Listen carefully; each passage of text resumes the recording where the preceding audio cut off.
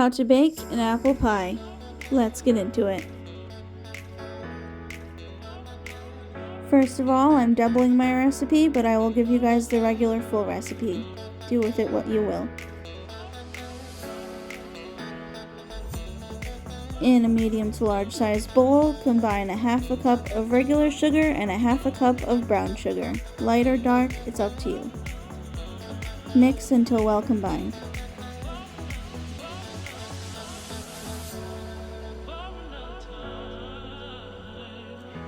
Add a teaspoon of cinnamon, a quarter teaspoon of ginger, and a quarter teaspoon of nutmeg. Or if you're like me, using a spice mix, maybe a teaspoon of just the whole thing as a whole. Then add 3 tablespoons of flour. Again, I'm doubling mine, so I'm adding more of everything.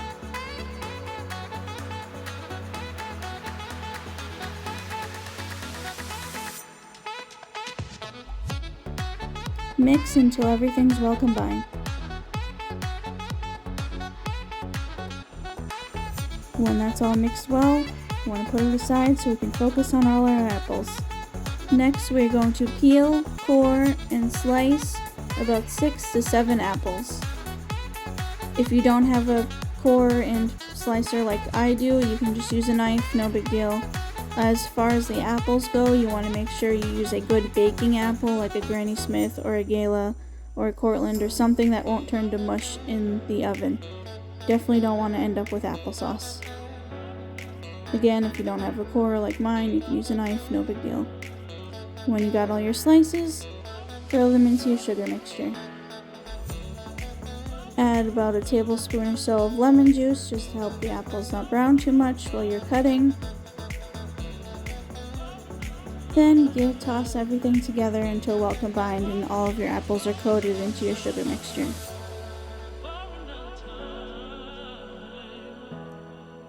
When that's done, you want to put it to the side for a minute until we're ready to use it. Spray a pie pan with some cooking spray or grease it a little bit with some butter. I use store-bought pie crust, but of course you can bake your own if you prefer. Just fill up your pie crust nice and full. If you're just making one, just pour all of your apples into it. I have to divide mine up as evenly as possible and then put the top crust on. You can make cutouts to look pretty if you want to. Just crimp the edges a little bit to make it look nice. Make sure you pinch and then fold it over at the very least so they don't explode in the oven. And then again, you can make the top pretty if you want to, but I usually just poke a few holes in just for ventilation. You have to make some slits with a knife or you have to do something because they probably would explode in the oven if you don't leave some air for ventilation.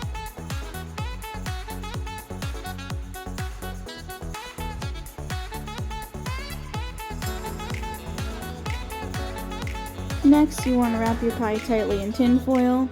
Make sure it's surrounded the whole way around.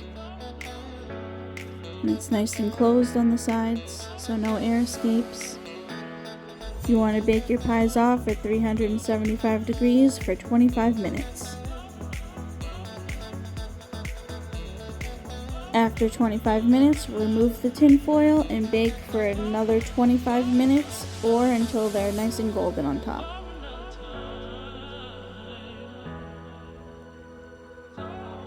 When you take them out of the oven and they're nice and golden, let them rest for at least 15 to 20 minutes so you don't burn your mouth off. But when you're ready, you can serve it with my homemade ice cream if you haven't checked out that recipe yet. And when you're ready, serve and enjoy.